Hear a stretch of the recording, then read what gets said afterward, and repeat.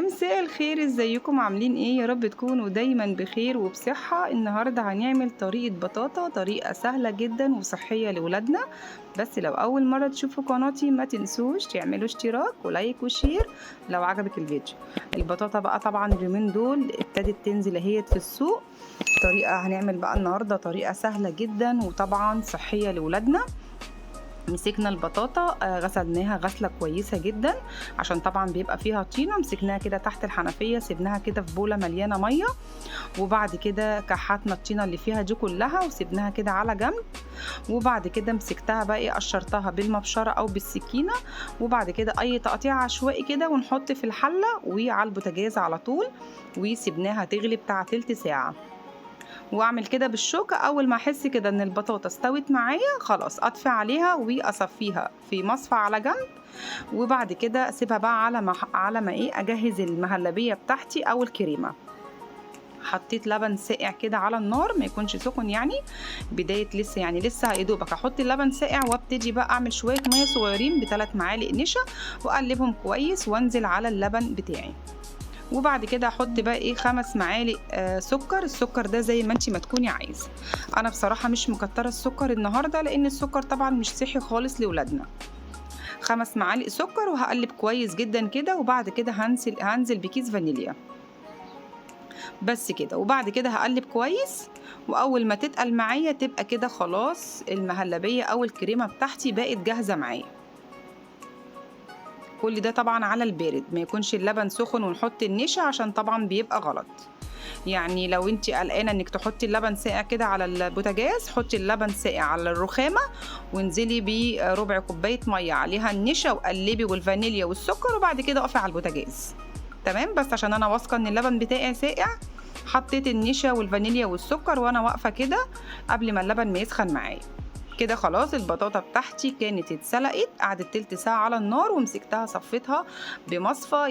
يعني خليكي ما يكونش فيها نقطة مية خالص. تمام. وبعد كده بعد ما اتصفت مني خالص نزلت بقى بحتة زبدة كده او سمنة، او يعني يا سمنة يا زبدة اللي موجود عندك. وبعد كده هيهرسها كده بالهراسة، وكده خلاص بقت تمام معايا. هنزل بعد كده بقى ببولة كده جوز الهند، بيطعم بصراحة البطاطا بتبقى حلوة جدا. حابة انت بقى تحطي يعني انا بصراحة البطاطا اليوم ده كانت مسكرة جدا. انت حاسة ان البطاطا كده تدوقيها كده حاسة ان هي مش مسكرة قوي، ممكن تنزلي بنص كوباية سكر بودرة. بصوا هنا البولة ما كنتش قادرة امسكها، كانت سخنة جدا فنزلت مني في الصينية زي ما انتوا شفتوا كده. حابة انت بقى البطاطا لو انت شايفاها ان هي مش مسكرة قوي، ممكن تنزلي بنص كوباية سكر بودرة وتهرسيها كده مع حتة الزبدة والجوز الهند. تمام. انا بصراحة البطاطا كانت طعمها تحفة، كانت مسكرة جدا، واستكفيت بصراحة بال5 معالق سكر اللي انا حطيتهم في المهلبية. بعد كده بقى يعني هعمل كده بالسباتيلا كده علشان طبعا المهلبية تخش كده من جوه او الكريمة. بس تقلت معايا هي المهلبية زي ما انت شايفة، وهنزل بيها. وبعد كده انا مش هشغل الفرن من تحت، انا مشغلة الشواية بس، يا دوبك هتاخد 10 دقايق كده تحت الشواية. وبعد كده خلاص انت بقى حابة زي ما هي كده يعني لسه ما اتحطتش في الفرن، حابة تحطيها في التلاجة وتأكليها للولاد برضو حلوة. انا حابة بصراحة ان انا اديها وش، حطيتها تحت الشواية 10 دقايق وخلاص. على كده بالنسبة بقى للصيف، بعد ما بخرجها من الفرن بحطها في التلاجة بتاع ساعتين، وبعد كده بخرطها بتبقى تحفة بقى. المهلبية بتبقى ساقعة كده وجميلة وبتطري كده على القلب كده في الصيف اللي احنا فيه. في الشتاء بالنسبة للشتاء طلعها من الفرن بقى وقطعيها بتبقى سخنة بقى كده وجميلة. بس كده طريقة البطاطا النهاردة سهلة اهي وجميلة.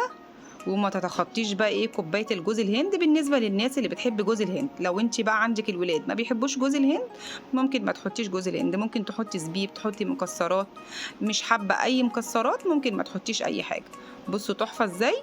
يا رب الفيديو يكون عجبكم. ما تنسوش تخشوا تعملوا لي اشتراك وتعملوا لي لايك عشان قناتي تكبر بيكم وينزل لكم كل جديد. بحبكم في الله، والسلام عليكم ورحمه الله وبركاته.